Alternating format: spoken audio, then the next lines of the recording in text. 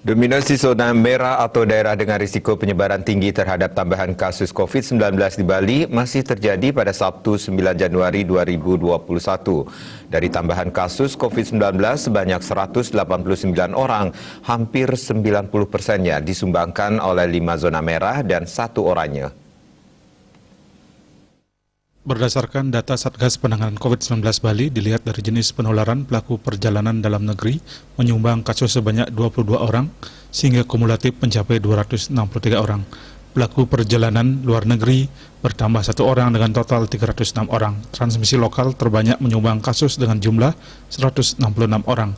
Kumulatif transmisi lokal menjadi 18.646 orang. Secara total kasus COVID-19 di Bali sudah mencapai 19.215 orang. Pasien meninggal bertambah 4 orang. Kumulatif pasien meninggal di Bali sudah mencapai 560 orang atau 2,91%.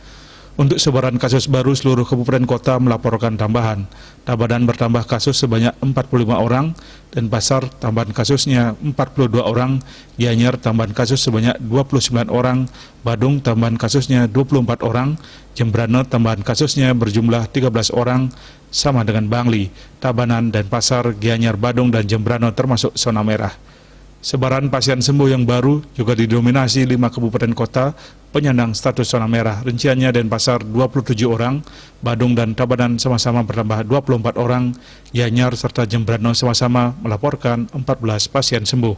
Ya, Dewi Bali Pos melaporkan.